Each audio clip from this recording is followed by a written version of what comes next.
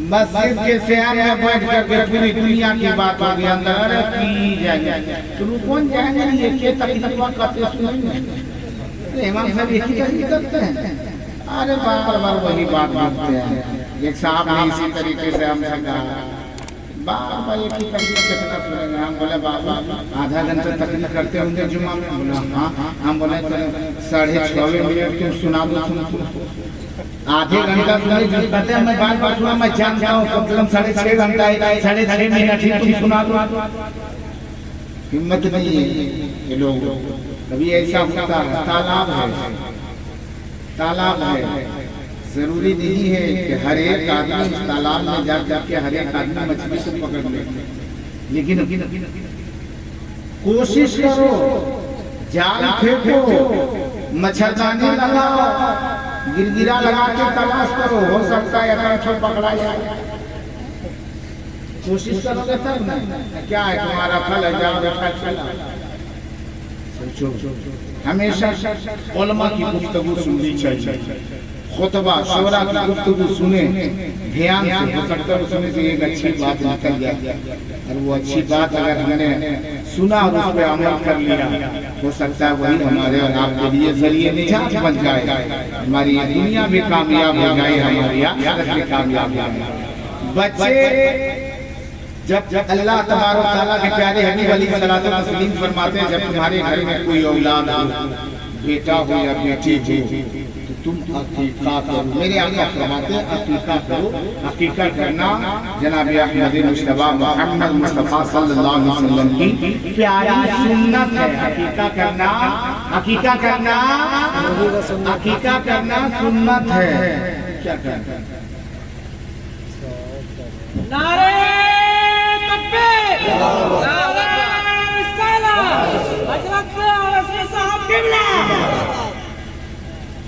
अब ये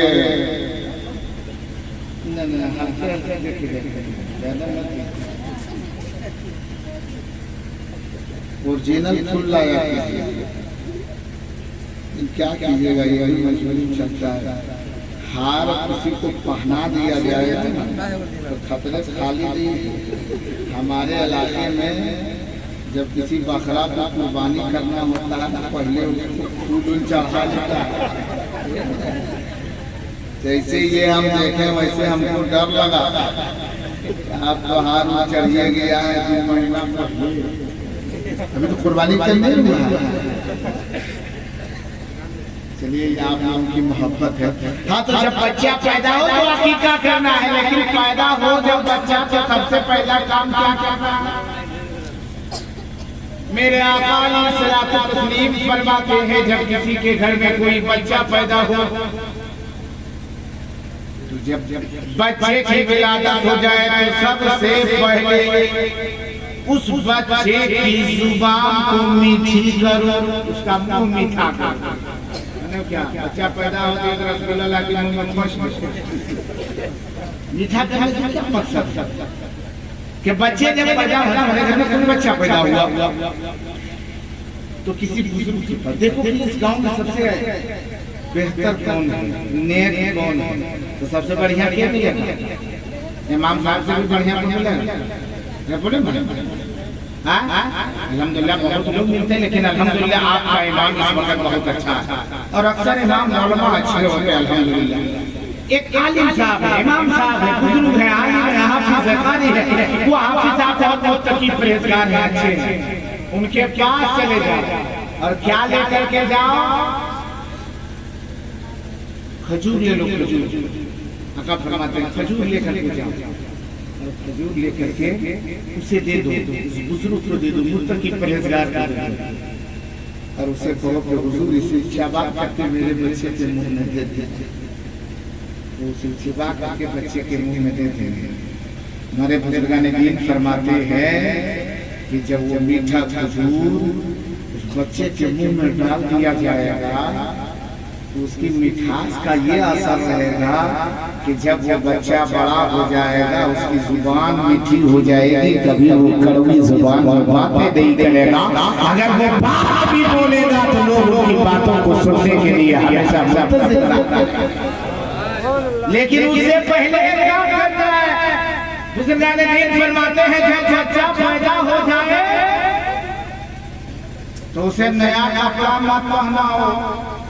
आप कह रहे हैं कौन मौलाना है ये कि सब नौकी मुकी बंद होता है, नया कपड़ा नहीं पहनाएंगे क्या पटल पुरान पहना? हाँ, नया कपड़ा मत पहनाओ। कौन सा कपड़ा पहनाओ? पुराना कपड़ा पहनाओ। अपना कपड़ा नहीं, घर के बच्चों का कपड़ा नहीं, पड़ोस वालों का कपड़ा नहीं। चले जाओ इमाम साहब के पास और उससे कहो हुजूर मेरे घर में एक बच्चा पैदा हुआ है, आप अपना कुर्ता दीजिए, उससे काट के बच्चों को एक कपड़ा बनाएंगे जो कपड़े से आपने पढ़ करके पहन करके नमाज पढ़ी है, उसे कपड़ा एक कुर्ता मांग लीजिए और वही कपड़ा काट के बच्चे के बदन पर लगाइए। बुजुर्गान-ए-दीन फरमाते हैं कि अगर वो कपड़ा जो जिस कपड़े को पहन के इमाम साहब ने कभी मेंबर पे खुतबा दिया, कभी कुरान की तिलावत की, कभी किया, कभी सजदा किया, अल्लाह की इबादत किया है, वो कपड़ा जो वो कपड़े बदल करके अपने बच्चे के जिस्म पे उठा दोगे, अपने बच्चे को पहना दोगे, तो कुरान की तिलावत करने के बरकत से जो कपड़ा बदल के आए हो वो कपड़ा पहनने की बुनियाद पर निस्बत से मुमताज हो जाएगा। तेरा बच्चा कल बड़ा होगा, उसके बच्चे में सजदे की तरफ होगी, उसकी जुबान पे कुरान की तिलावत की तरफ होगी, उसके दिल में इश्क़ मुस्तफा मौजूद होगा। और वो बच्चा चल के बाहर ऐसा करना है कि अब एक गाँव में साल में 20 बच्चा पैदा होगा तो 20 आदमी जाइएगा, इमाम साहब कहेगा कि कल मेरा हिसाब रख दीजिए, कल मेरा हिसाब रख दीजिए। बोला हुआ क्या? बोला सदर साहब हमारा हिसाब कीजिए। बाप रे बाप, जो भी कपड़ा लेके आते जाते हैं, साल में 20 उड़ता था, 20 लेके चला गया। अब हम खाली गमछा उड़ के रहेंगे, जब सब लोग कपड़ा पहन लीजिएगा कपड़ा आएगा। इमाम साहब भी कहते होंगे कि कौन मौलाना साहब आ गया, लगता है मेरा साहब कपड़ा खत्म करवा देंगे। कपड़ा हम खत्म नहीं करवाएंगे, मांगो और देंगे, लेकिन उससे पहले पता ये नया कपड़ा इधर से लेके जाना है, एक नया कपड़ा इधर से लेकर के जाना है 5 मीटर, जिसमें कुर्ता भी बन जाए, पाजामा भी बन जाए, ये रुमाल भी हो जाए, लेकर के जाइए। कहिए हुजूर ये नया कपड़ा लीजिए और पुराना लीजिए, इससे ज्यादा और अच्छा हो सकता है। आपको भी फायदा है, हजरत को भी फायदा है, और आपके बच्चे के फायदे का तो कहना ही नहीं है। अपने बच्चों को अच्छा बनाना चाहते हो तो पहले के बच्चे छोटे रहे, उसी बच्चे के जिस वक्त के दिल की तख्ती सफेद होती है, उस वक्त जो भी दिल की तख्ती पे लिखोगे वही नजर आएगा। अगर कुरान की तिलावत बच्चों के सामने करोगे, कल बच्चा कुरान पढ़ने वाला बन जाएगा। अगर बच्चों के सामने सजदा करोगे, बच्चा तुम्हें सजदा करते देखेगा, कल तेरा बच्चा नमाज़ी बन जाएगा। बच्चा तुम्हें मौलाना के देखेगा, कल तेरा बच्चा रोज़े बनता आएगा। बच्चों के सामने तुम अपने माँ बाप की इज्जत करोगे, वो बच्चा तेरी इज्जत करता हुआ नजर आएगा। के सामने तुम दूसरे को सलाम करोगे, कल तेरा बच्चा सलाम करने वाला हो जाएगा। के सामने तुम गरीबों की मदद करोगे, कल तेरा बेटा प्यारी बन जाएगा, गरीबों की मदद करने वाला हो जाएगा। के सामने यतीमों के सर शब्द हाथ में दोगे, कल तेरा बच्चा किसी को सहारा देने वाला होगा। अमीरों गरीबों की भी मदद करने वाला होगा,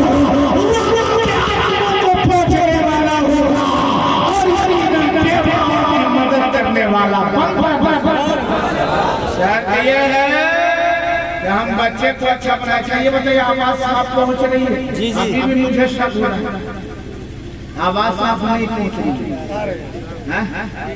सही समझ पा रहे हैं? आवाज सही पहुंच रही है? बिल्कुल सही पहुंच रही है। वैसे हमको नहीं सही मिल रही, लेकिन अल्हम्दुलिल्लाह उधर आवाज तो हमको सुनने से क्या फायदा है, हम तो इधर से आवाज कर रहे हैं। इनको समझ पा रहे आप मेरी बात को? अल्लाह ताला फजल फरमाए, अल्लाह ताला आप सबों के हाजिरी को कबूल अता फरमाए। अच्छा ये बताइए, वो पीछे वाले लोग सो रहे हैं कि जाग रहे हैं? अरे भाई सो रहे हैं आप लोग कि जाग रहे हैं?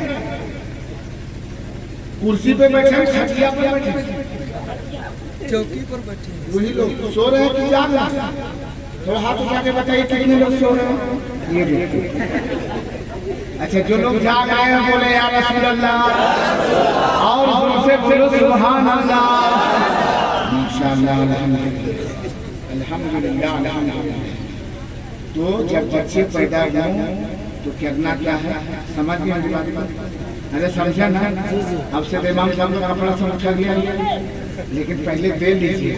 हाँ बेहतर है, दुआएं लिया और उनकी जुबान को मीठी थी, क्योंकि बच्चे की जुबान जब मीठी हो जाएगी कल वो कौम के सामने बोलेगा, कौम का रहबर बनता नजर आएगा, कौम उनकी बातों को मानती हुई नजर आएगी, लोगों के आवाज को सुनने के लिए हमेशा तरसते रहेंगे। लेकिन शर्त यह है कि बच्चों के सामने अच्छा काम कीजिए, तब न बच्चा अच्छा काम करेगा। बोले ना, बच्चों के सामने अगर कहीं बोतल पर बोतल दीजिएगा, बच्चों के सामने घटा घट मारिएगा, आपका बच्चा क्या करेगा? वो भी वही सीखेगा ना। चीजें बताइए, आप लोग जुमा पढ़ते हैं, नमाज नहीं पूछ रहे, इसलिए हम जानते हैं कि सब लोग नमाजी हैं, लेकिन 8 दिन में एक की नमाजी है, अल्लाह की इबादत करें। अभी रमजान का महीना गुजरा था, गुजरा ना रमजान का महीना, देखे ना, रमजान का महीना गुजरा, यहाँ रमजान नहीं हुआ, रमजान का महीना यहाँ नहीं आया था, आया तो चला गया। शव्वाल का महीना ये शुरू है, शुरू अशरा है। रमजान की इस साल मैंने इलाके में मुशाहिदा किया, बहुत कम लोग रोजा रखे, बहुत कम लोग रोजा रखे। यहाँ नहीं, यहाँ तो सब रोजेदार था, मैंने पता किया था नेट के जरिए से, यहाँ सब लोग रोजेदार है। और जब बहुत कम लोगों ने रोजा रखा, और जब उससे पूछा जाए रोजा क्या क्या रखते हैं, क्या बड़ी मजबूरी है, पूछ रहे तो कोई बात नहीं, बाद में तुम कज़ा कर लेना, रोजा छूट जा रहा है दूसरे शरीक की बुनियाद पर, तो बाद में उसे कज़ा करनी है। लेकिन अगर मजबूरी न, लेकिन खतरे की मजबूरी पर क्या होता है नहीं जानते हैं। अरे हम जाने में क्या बताइए, तब तक आपको नहीं पता है। अरे पूरी दुनिया लोग जान रहा है, पूरी दुनिया के बारे में जान रही है ना, सब लोग जानते हैं, आपको नहीं को बताया था। मुझे लगता है कि एबीपी न्यूज वाला है, सबको बताया नहीं, खबर पर हर खबर ही लिखने वाला बताया नहीं, हुआ क्या? रोजा रखते हैं, सुनने लगता है, लगता है फट जाएगा। अरे पेट फकनाए, ये फट जाए, रोजा रखने से पेट और फूलता है, गैस्ट्रिक की बीमारी, गैस्ट्रिक की बीमारी। रोजा रखा कोशिश, अगर किसी को बीमारी कुछ हो जाए, जैसे उलमा से इन बुजुर्गों से पूछेंगे कि किसी को ये बीमारी है कि हम मेरा वजू नहीं रहता, कपड़े नापाक हो जाते हैं, किसी को बहुत की बीमारी है, पेशाब के कतरे उतरते रहते हैं। अब ये बताइए वो नमाज पढ़ सकता है कि हर वक्त पेशाब के कतरे उतर जाते हैं, 2 से 3 मिनट रुके एक कतरा निकल जाए। जोहर की नमाज पढ़ने के लिए जब तक के कपड़े उसके भीग गए, कपड़ा नापाक हो गया पेशाब से कतरे से, इतना वक्त नहीं कि 4 रकात नमाज पढ़ सके। 10 मिनट 5 मिनट का भी समय नहीं लगता, मिनट 2 मिनट 3 मिनट में वो कतरे निकल आते हैं। अब वो नमाज पढ़ेगा कि नहीं? एक साहब ने मुझसे पूछा था, बुजुर्ग बूढ़ा, मैंने उनसे कहा नमाज पढ़िए। नमाज क्या पढ़े, बहुत परेशानी है। क्या परेशानी? वो हकीकत में परेशानी थी उसके साथ, बेचारा मसला नहीं जानता था, परेशानी थी। और आजकल तो कोई परेशानी नहीं, लेकिन फिर भी कहता बहुत परेशानी है, चाचा नमाज काहे नहीं पढ़ते हैं, नहीं जानता, बहुत परेशानी। बोला क्या परेशानी? ये देखिए नहीं तो तुमको देखिए ना चाचा, क्या देख रहे हैं? ये देखिए लेकिन पैरवा कैसे हिल रहा है, खड़ा होते ना डगमगा जाता है। अच्छा हिलने लगता है, ये गोड़ है कि घास है, हिल रहा है, पूरा हिलाना पड़ता है ना, जरा बराबर में खड़ा नहीं रह पाते, बड़ी मुश्किल से। हम बोले बैठ बैठ, जब बैठ जाते हैं ना एकदम गोड़ हाथ सब टूट जाता है, फिर खड़ा होने का नाम नहीं है, सीधा होना पड़ेगा। जब सीधा होता है तो मुड़ता नहीं है, मुड़ जाता है तो सीधा नहीं होता है। अगर कौन स्त्री नहीं एक बार की जान लिया, सोचिए वो बहाना कर रहा था।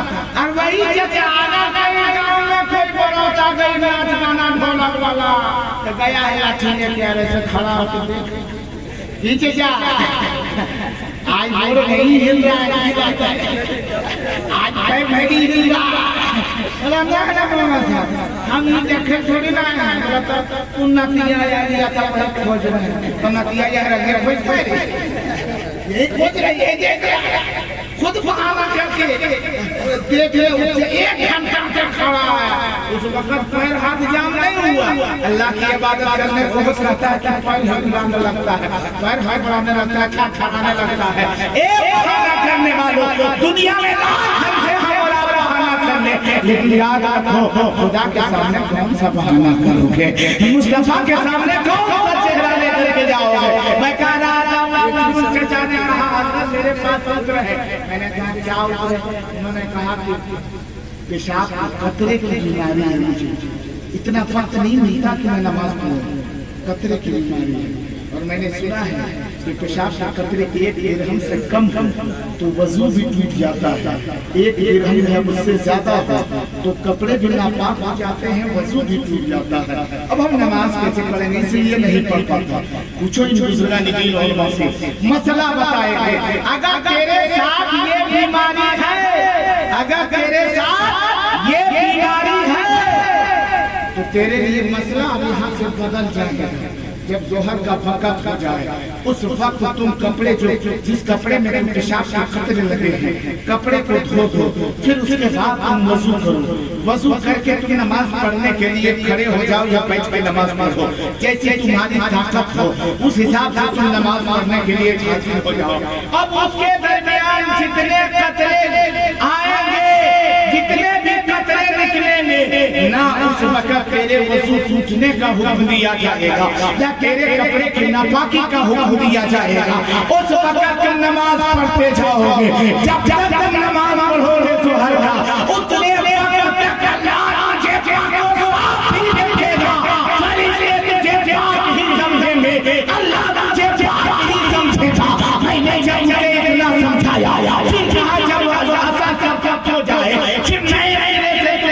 करना होगा, फिर उसके बाद असर की नमाज पढ़ोगे। नमाज के दौरान जो खतरे आएंगे वो उससे तेरे कोई लेना देना नहीं। अगर तुम्हारे लिए पाकी का हुक्म होगा तो बूढ़े चाचा मेरे बहुत खुश हुए, उसने नमाज पढ़नी शुरू कर दी, नमाज पढ़नी शुरू कर दी। नमाज पढ़े, नमाज पढ़े 20-25 दिन नमाज पढ़े,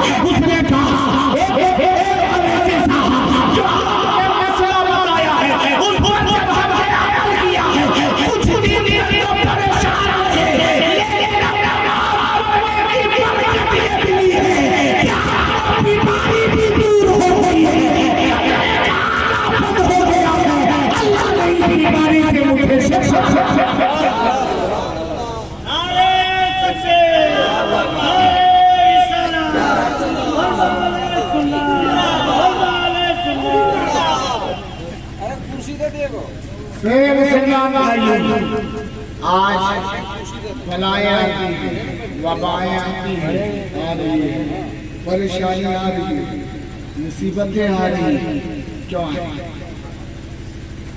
वजह क्या है, इसका कारण क्या है? आज मैं सोच रहा हूँ कि इस्लाही गुफ्तगू हो जाए थोड़ी देर, हमारे और आपके फायदे की बात है, वरना जिस चीज के इंतजार में है आप लोग वहां भी मैं पहुंचा ही दूंगा आप लोग।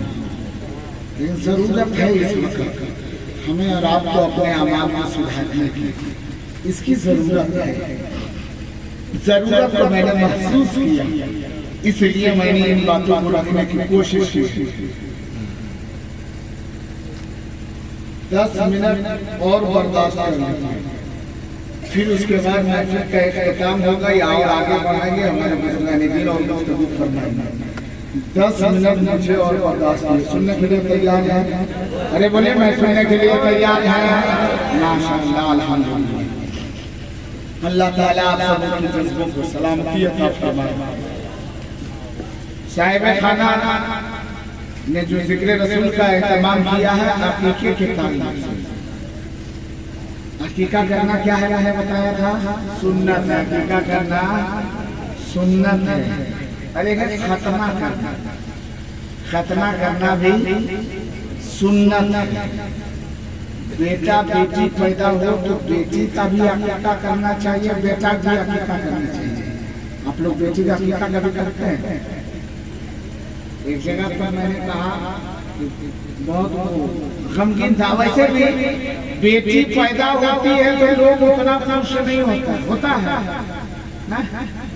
होता है बहुत कम। अगर पहला बेटी पैदा हो गई तो कुछ ठीक ठाक है, और अगर लगातार दूसरे मरतबा बेटी पैदा हो गई तब आप आते हैं, और तीसरी मरतबा फिर बेटी पैदा हो गई तो सबकी हालत खराब है। खाली बच्चे की माँ भी नहीं सोचती, वो तो अल्हम्दुलिल्लाह वो भी सोचती कि बेटी हुई या बेटा हो दोनों ठीक है। लेकिन और बगल वाले जैसे सास है, ननद है और बिलखुसूस ये शौहर है, जगह पर ऐसे ही हुआ। पहले बेटी पैदा हुई, लोग कुछ बर्दाश्त किया, दूसरी मरतबा फिर बेटी पैदा हो गई। इसके बाद देखिएगा कौन मनहूस घर के ले आने, खाली बेटी पैदा करती है, खाली बेटी पैदा करती है। फिर उसके बाद तीसरी मरतबा फिर बेटी पैदा हो गई। ना अगर किस्मत ठीक नहीं है, बहू की किस्मत ठीक नहीं है, सास बोलती बहू की किस्मत ठीक नहीं है तो तोर बेटवा किस्मत कते ठीक है रे। वो बेटी खाली उसी की थोड़ी है, तेरे बेटे का भी तो ये ठीक और उसकी किस्मत ठीक नहीं है तो तुम्हारा बेटा का किस्मत कौन सोना सुहागा है, वो भी तो वही आया। अगर चौथी मरतबा फिर बेटी पैदा हो गई तो उसके बाद ऐसे ताना देने लगता है कि अपने से ये तैयार कर रही है, ऐसे ताना देने, तुम बेटियां पैदा करती है, बेटा कौन पैदा करती है? अरे उसका मन चल रहा है, उसके मन से थोड़ी नहीं होगा। अगर यही बात मर्द को कर दिया जाए कि आपकी मर्तबा अगर बेटी पैदा होगी, औरत क्या है, अगर आपकी मर्तबा बेटी पैदा होगी तो खैरियत नहीं, तब क्या तब मन क्या करेगा? हाल ये है कि बहुत सारी हमारी बेटियां बहनें तलाक की जा रही इस बुनियाद पर खाली बेटी पैदा हो गई। एक साहब ऐसे ही थे और मैं बताता हूँ, तारीख में आता है बेटी पैदा हो, दूसरी मतलब इंतजार में साल दूसरी ही साल फिर वो उम्मीद से कि पैदा होगा बच्चा, लड़का पैदा होगा, दूसरी मरतबा फिर वो बच्ची पैदा होगी। अब उसका शौहर सोचने लगा कि तीसरी मरतबा जरूर बेटा पैदा होगा। तीसरी मरतबा फिर वो कुछ दिनों के बाद तीसरी मरतबा जब बच्चे की विलादत हुई है तो बेटी पैदा होगी। चौथी मरतबा उम्मीद में है कि बेटा पैदा होगा, चौथी ये बेटी ही पैदा होगा। पांचवी मरतबा उम्मीद है कि बेटा पैदा होगा, फिर बेटी पैदा हो गई। छठी मरतबा भी बेटी पैदा हो गई। घर में पंचायत, सदर सीए सब हाजिर कर दिया, बोला नहीं इसको रखने नहीं, काहे नहीं रखने? नहीं खाली ये बेटी पैदा करती है, बेटा पैदा करने नहीं करती है। अरे अपना फैक्ट्री थोड़ी नहीं है, जैसे चाहे तैयार कर दे। ये तो रब की मर्जी है ना, अल्लाह की मर्जी है। रब जो करता है वो अच्छा करता है, अल्लाह जो करता है जोर से बोला, अल्लाह जो करता है अच्छा करता है। कि नहीं इसको हम नहीं रखेंगे। उनकी बीवी काफी रो रही है, मैं तेरे घर छोड़ के नहीं जाऊंगा, मैं तेरे घर छोड़ के नहीं जाऊंगा, मैं तुझे छोड़ के नहीं जाऊंगा। बोला नहीं, अगर तुम रहोगे तो रहो, लेकिन हम दूसरी शादी करेंगे, से कोई लेन देन नहीं रहेगा। बीवी बहुत फिक्रमंद है, फैसले तय हो गए कि दूसरी शादी करूंगा। लड़के ने कहा दूसरी शादी, लड़की की लड़का के माँ ने बेटे औरत के शौहर के माँ ने औरत के सास ससुर घर के सभी परिवार ने कहा दूसरी बहू लाओ। सभी लोग तैयार, रात की तारीखी, वो रात में सारे लोग अपने अपने बिस्तर पर सो रहे हैं। रात भर वो उनकी बीवी जिसकी 6 बेटियां थी सोचती रही आखिर होगा क्या, आखिर मेरे साथ अब क्या होने वाला है। ये अल्लाह तू रहम फरमा, तू रहमान भी है, रहीम भी है, करीम भी है, तू फज़ल फरमा। अचानक देखिए रात की तारीकी में वो नौजवान उस औरत का जो शौहर है ख्वाब में देखता है, अचानक देखता है कि पूरी दुनिया खत्म हो गई, क़यामत का मैदान है, सभी लोग अपने अपने हिसाब दे रहे हैं, सब महशर के मैदान में मौजूद है, मैं भी वहाँ मौजूद हूँ, मेरा हिसाब होना शुरू हो गया। मैं इस लायक नहीं था कि जन्नत जाऊँ, मैं ये जहन्नम का हुक्म दे दिया गया। फरिश्ते आए, मेरे गिरबान को पकड़ा, मुझे मुंह के बल घसीट के जहन्नम की तरफ ले जाने लगा। मैं पीछे पलट के देख रहा था, शायद कोई मुझे बचा ले, लेकिन मैं बहुत परेशान था, कोई बचाने ना आया। न मेरा बाप मुझे बचाने आया, न मेरी माँ मुझे बचाने आई, न मेरे भाई मुझे बचाने आए, न कोई मुझे बचाने वाला ना आया। मुझे फरिश्ते जहन्नम के दरवाजे पर ले गए, अचानक तू ही मुझे दरवाजे पर ले गया। अब मुझे जहन्नम में धकेल दिया जाता। इतने में एक गुरु लड़की दरवाजे पर आके खड़ी हो जाती है और कहती फरिश्तों रुक जाओ, इसे जहन्नम के इस दरवाजे से मैं जाने नहीं दूंगी। अचानक वो कहते मैंने आँख खोली है कि आखिर मैं डर से आंखें बंद की थी कि अब जहन्नम में दिया जाऊंगा। इतने में आवाज आई फरिश्तों रोक दो, इसे जहन्नम में मत धकेलो, मैं इसे जहन्नम में जाने नहीं दूंगी इस दरवाजे से। अचानक वो जहान खत्म, मेरी आँख, मैंने आँख खोल के देखा तो मैंने देखा वो लड़की कोई और नहीं थी। अरे वो लड़की मेरी वो पहली बेटी थी जो मुझे दुनिया में अल्लाह ने दिया था। मेरी पहली बेटी थी जो दरवाजे पर खड़ी है इस दरवाजे से मैं इसे जाने नहीं दूंगी, मैं जहन्नम में इसे धकेलने नहीं दूंगी। फरिश्तों ने मुझे पकड़ा और मुझे घसीट के जहन्नम के दूसरे दरवाजे पे ले गया। अब मुझे धक्का देता, इतने में जहन्नम के दूसरे दरवाजे पर एक और लड़की खड़ी हो जाती है और मैं इसी दरवाजे से जहन्नम में नहीं जाने दूंगी। मैंने देखा मेरी वो दूसरी बेटी थी जो दुनिया में मिली थी। तीसरे दरवाजे पर मुझे जहन्नम के दरवाजे पर फरिश्ते लेके गए कि चलो तीसरे दरवाजे से इसे धकेल दूंगा। अचानक वहाँ भी मेरी तीसरी बेटी खड़ी मिलती है। चौथे दरवाजे पर मुझे ले गया, चौथे दरवाजे पर मेरी चौथी बेटी भी खड़ी मिल जाती है और जहन्नम में मुझे धकेलने से फरिश्तों को रोक देती है। पांचवें दरवाजे पर फरिश्ते लेके चले, चला मुझे पांचवें दरवाजे से जहन्नम में डाल दूंगा। मुझे लेके गया, मैं परेशान था।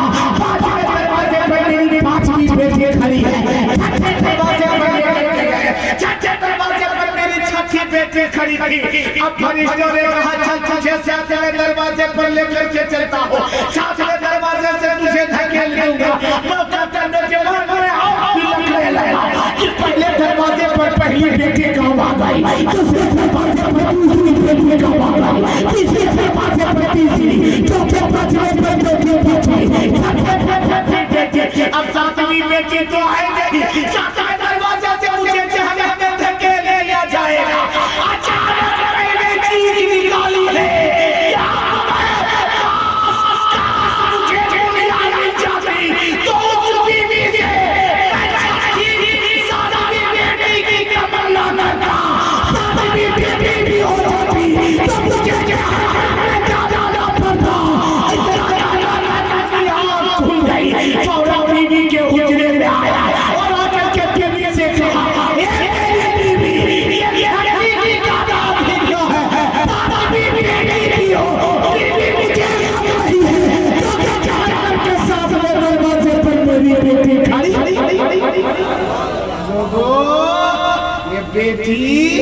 दुनिया में भी रहमत है, आखिरत में भी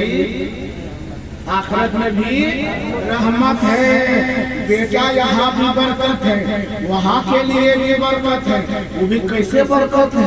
अगर औलाद अच्छी हो, हम और आप दुनिया से चले जाएं, हमारी औलाद अच्छी होगी तो हमारे लिए वहाँ बरकत होगी। अरे बरकत होगी, यहाँ हमारी औलाद कुरान की तिलावत करेगी, वहाँ अल्लाह का सवाब मिलेगा ना। लेकिन यहाँ अगर हमारी औलाद गांजा पिएगी, हमारी औलाद दारू पिएगी, हमको वहाँ क्या मिलेगा? खूब खुराक मिलेगा। ये सिखा के आया था। इसीलिए आका फरमाते हैं कि जब औलाद दुनिया में अच्छा काम करती है तो माँ बाप जिसके कब्र में है उनकी रूह जो आलिम बरज़ख में है वहाँ खुश हो जाती है। और अगर खराब काम उनकी औलाद करती है तो उनकी वालिदैन की रूहें बहुत दुखी हो जाया करती है। इसलिए हमें औलाद को चाहिए कि अच्छा बने। क्या करें? जोर से बोले, क्या करें? अच्छा। कैसे अच्छा बनिए? अच्छा बनने के लिए कुछ करना पड़ेगा। अच्छा बनने के लिए क्या करना होगा? अभी अच्छा आदमी उसी को सोचता है ना, वो लड़का बहुत अच्छा कैसे पाउडर लगाया ऐसे। अच्छा का मतलब क्या है? खूबसूरत होना इसका नाम अच्छा, खूबसूरत होना इसका नाम अच्छा नहीं है। दिल साफ होना, ईमान अच्छा होना, अकीदा अच्छा होना, मसलक अच्छा होना, इसका नाम ये है कि फलाना बहुत अच्छा है। ऊपर से पीठ फाट छिके ठाक है और अंदर से पूरा दिल काला है, वो कोई काम का नहीं है। इसलिए अच्छा बनने की कोशिश, नेक बनने की कोशिश करें। हम लोग अच्छा कैसे बनेंगे? जब तक एक दूसरे की कीमत नहीं करते हम लोगों को चैन आता है? कोई आदमी उसकी कीमत करता, अगर थोड़ी सी बात सुन लिया तो लगता है कि वो बात नहीं है, पूरा खींच के इतना लंबा कर दिया। सुने फलवा ऐसे अब वो हल्का सुना और वो लंबा चौड़ा करके तीसरे के बाद चौथे के नंबर आएंगे और ज्यादा लंबा चौड़ा कर देगा। और आलम यही होता है कि ये इसी का नाम है गीबत। इसी का नाम क्या है? अरे जोर से बोलिए, उसका नाम क्या है? गीबत है। ये लाइव चला है? लाइव नहीं, लाइव में चलाइए, नहीं तो कुछ भी हो सकता है। अभी जब हादसा हुआ, ये मैं छठी तकनीक कर रहा हूँ। जुमे के बाद दिन में भी किया, जुमा की रात में, जुमा के बाद रात में 2 प्रोग्राम, फिर दिन में प्रोग्राम, फिर कल रात में भी प्रोग्राम, आज दिन में भी प्रोग्राम। जो अभी आया यहाँ के बाद भी एक जगह मुझे जाना था, लेकिन उम्मीद नहीं रखा था। मैंने कहा भी दिया था, उम्मीद मत रखिए, कोशिश उम्मीद रखिए, यकीन मत मानिए, कोशिश करूंगा, मौका मिलेगा। यहाँ आने में कितनी परेशानी हुई वो हम ही जानते हैं। जिंदगी में जो रास्ता नहीं देखा था उधर से वो करके आया, ओके क्या हुआ है जान ही रहे हैं। रास्ते में हालत खराब हो रही है। हम तो सोच रहे थे कि जाएंगे भी नहीं, वो पहुंचना बड़ा मुश्किल है। ये हुजूर का हुक्म रहा कि आना पड़ेगा ईमान से, और ईमान लोगों की बात नहीं मानिएगा तो गड़बड़े नहीं। कहीं कामयाब हो पाइएगा, ईमान साहब की बात नहीं मानिएगा तो कभी भी कामयाब हो पाइएगा।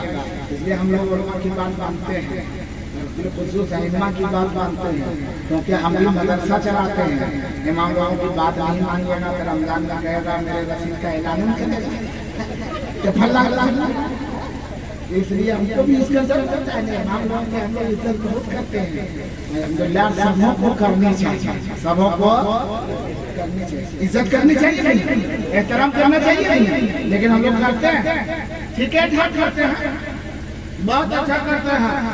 4 महीना पहली जब इमाम आता है तो मत पूछिए ना, बड़ी चीज आपकी इमाम जो आएगा एकदम सुपर,